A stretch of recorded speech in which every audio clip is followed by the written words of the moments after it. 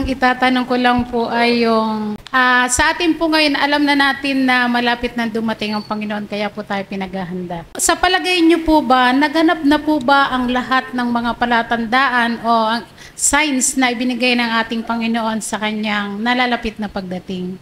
O meron pa pong hindi pa nangyayari? Ang ganda ng tanong, ano? Siguro po, yung isa na hindi pa nangyayari ay yung nasa Mateo 24, ang talata po ay 14. Nang sabi po dyan, at ipangangaral ang ebanghelyong ito ng kaharian sa buong sanglibutan sa pagpapatotoo sa lahat ng mga bansa at kung magkagayoy darating ang wakas.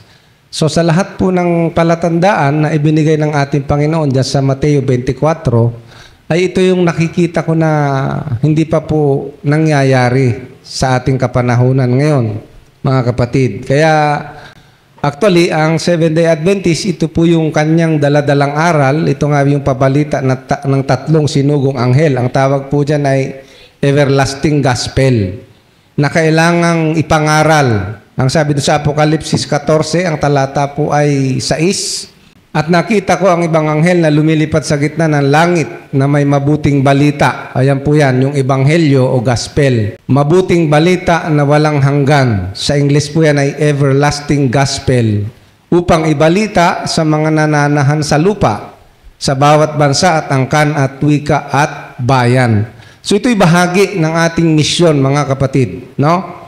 At isa nga po dyan, yung ating pong pinag-aralan kaninang umaga, na kailangang maunawaan ng mga tao yung ibanghelyo. Ano ba itong ibanghelyo at ano yung mga kaakibat po nito? Kaya kung itutuloy po natin yan sa talatang 7, nandyan po yan yung mensahe. Sinabi niya ng malakas na tinig, matakot kayo sa Diyos. So bahagi po talaga ng ibanghelyo ito. Hindi po pwedeng ibanghelyo yung hindi mo ituturo yung pagkatakot sa Diyos. At ang pagkatakot sa Diyos, alam po natin, may kinalaman po ito sa kanyang kautusan. No? Magbigay kalwalatian sa kanya sapagkat dumating ang panahon ng kanyang paghatol. At magsisamba kayo sa gumawa ng langit at ng lupa at ng dagat at ng mga bukal ng tubig. Ito naman po yung Sabbath truth. Kaya nga lang, sa ating pong experience nga ay dito tayo nag-focus. Diyan sa matakot sa Diyos, magbigay kalwalatian, at magsisamba. Pero yun nga, yung faith of Jesus na ating pinag-aralan kanina, ay halos hindi masyadong naipapangaral. Kaya nga, yung righteousness by faith na ating tinalakay, ay bahagi po ito nung tinatawag na third angel's message. At sang-ayon po sa sulat ni Mrs. White, mga kapatid, sa aking pagbabasa, ay kasi tayo mga Adventist, ang hinihintay natin ay yung sandelo. No? Ang sabi po ni Ellen White, hanggat yung third angel's message ay hindi na ipapahayag, ay yung sandelo ay medyo mahirap po mangyari. Kasi nga, kailangan hong aware yung tao tungkol sa third angel's message, tungkol sa Sabbath truth, kasi dito magkakaroon ng pamimili yung tao. Kaya sabi ni Mrs. White sa kanyang sulat, hanggat yung truth nitong third angel's message, yung tatak ng hayop, no? Tungkol do sa tatak ng hayop ay walang idea yung mga tao papaanong darating ito. So kawawa, yung tayo, okay po tayo, alam po natin darating. Ay yung kapitbahay natin, alam kaya nila. Yung bang para lang tayong nanonood ngayon, mga kapatid, ang aking illustration nga dyan, kung inyong naaalala yung ating leksyon, yung ang pamagat ay The Crucible, no? Crucible yata ang pamagat nun, na mayroong isang kwento po doon, na mayroong isang bangin kung saan nalalaglag yung mga tao. Ano? Na pag sa tuwing may dumadaan, dahil hindi alam nung mga tao na may bangin doon, malalaglag sila, mapapahamak sila. Ngayon, ang ginawa nung village, sa halip na lagyan ng harang, ang ginawa nila, nagtipon-tipon sila, nagseminar sila, kung ano ang gagawin nila doon sa bangin, hanggang nakalikom na sila ng salapi, nakapagpatayo na sila ng opisina, ng building. Balikan niyo po yung lesson, nandun yung kwento na yon. Eh, yung mga tao na dumadaan, nandun pa rin, nalalaglag pa rin. Pero wala silang ginagawa. Nag-meeting lang sila, nagpatayo ng building, ganon. So, ang lesson dun mga kapatid, tayo na nakakaalam ng mga katotohanan na ito, alam natin darating ang Sunday Law. Mayroon tayong mga ginagawang preparation, mayroon tayong mga country living na pinaplano. Ay, yung kapitbahay mo, anong plano mo sa kanya? Bahala ka sa buhay mo pag nag-Sunday Law na. Maiwan ka dito. So ito yung sinasabi po na kailangan ipangaral. Kaya doon sa tanong, yung tanda na hinihintay po natin doon sa pagdating ng ating Panginoon ay talagang ito po yung kailangan kasi nga ang gusto ng Panginoon ang lahat makaalam ng katotohanan. Magkaroon po sila ng pagkakataon na tanggapin ang Ebanghelyo. Whether or not, tanggapin nila or hindi, ang plano ng Diyos ay kailangan po yan ay maipangaral sa buong sanglibutan. Ayun po yun, mga kapatid. May dagdag ko lang daw po mga kapatid doon sa Mateo 24:14. Yun ang sinasabi po natin na hindi pa nagagawa. Yun na lang. Yung makarating ang pabalita sa lahat ng tao. Ang good news, ang Seventh-day Adventist ay isa sa pinakalaganap na denomination sa buong mundo. Laganap tayo, mga kapatid, almost nasa 25, o di ako nagkamali, 25 countries meron, organized. Hindi pa po yun yung mga lugar na merong Adventist na hindi pa na-organize ng United Nation. So, kung ating titingnan na yun, mga kapatid, ay sa panahon o sa technology natin ngayon ay napakadali sa pamagitan po ng teknolohiya. Kasi itong ating programa ay napapanood ito sa ibang bansa, mga kapatid. No? Napapanood po ito sa ibang lugar at marami po ang mga nakikinabang nito.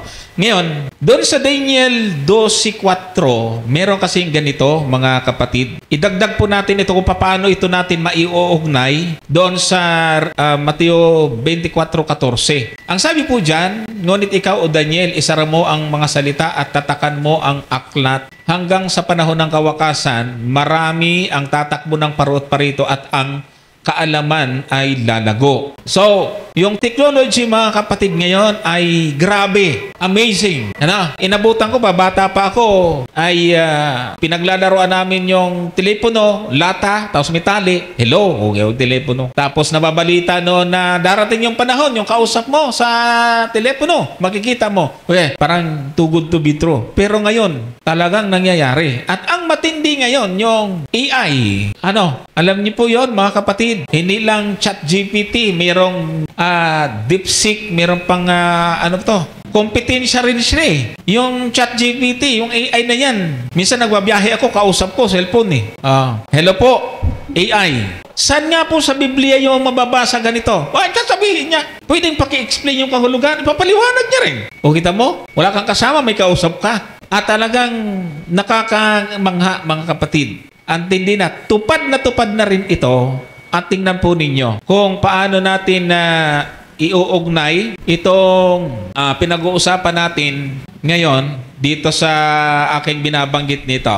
Yung pong iba't ibang mga platform sa social media.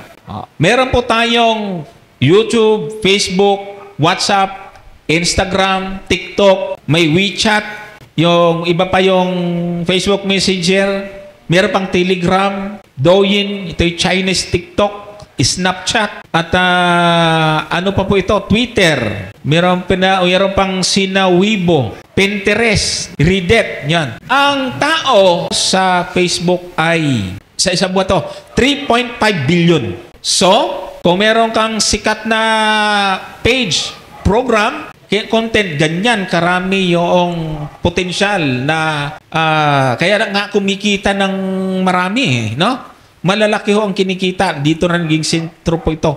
Kahit na yung mahihirap kumikita ng yun, basta marunong ko lang mag-content, pati yung bungal, pati yung bulag, mas maraming views. Okay? Yung YouTube, 2.49 billion. WhatsApp, 2.0 billion. Instagram, 2.0 billion. TikTok, 1.5 billion. WeChat, 1.3 billion. Yung Messenger ay 979 million. Telegram, 800 million. At yung Snapchat, 750 pababa. So, ito ay pwedeng gamitin sa pag-evangelism. Kaya yung Mateo 24:14 ay parang kung walang technology katulad ngayon, napakahirap. Pero dahil sa technology na sinasabi po dyan sa Daniel, ay napakadali na rin mabot. Meron bang bansa na walang internet? Palagay ko wala. At ang good news dyan mga kapatid, kasi sa Seventh-day Adventist, hindi po isang mangangaral katulad ng pinanood ni Brother Ricky na magsisimba na sana siya sa ADD, kaso lang pagdating sa coordinating center,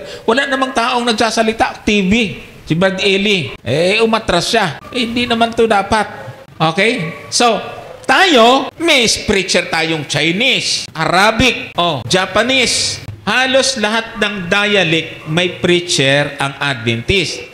At dahil meron po tayong sariling napaka-well-known na sariling radio station, yung AWR, Adventist World Radio, yan po ay napiririnig sa buong mundo.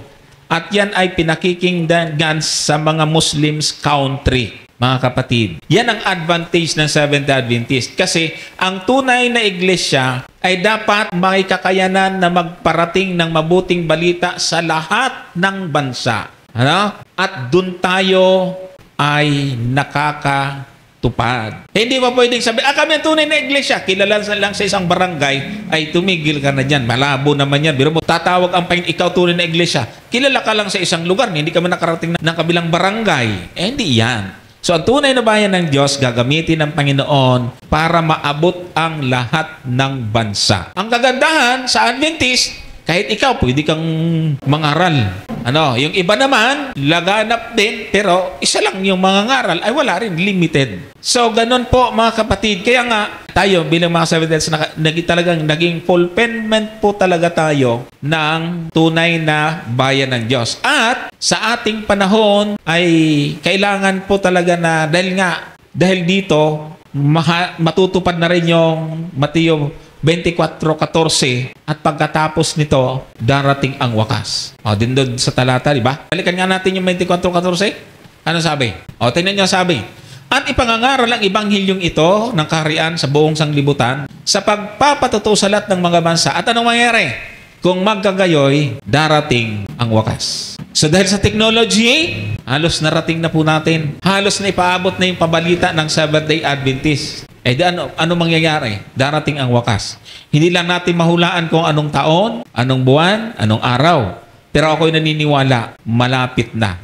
Sobrang nakakagulat mga kapatid nung pinag-aaralan ko po yung technology natin ngayon. Grabe. Basta marunong ka lang gumamit ng AI.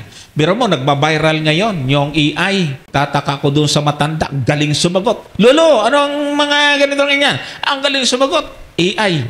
Hindi, no? Mahirap yan kung magawa na nga yung cloning. Bigla kong makasalubong kamukha ko. Tapos gano'n din magsalita. Na-clone na pala ako. Ay, nako.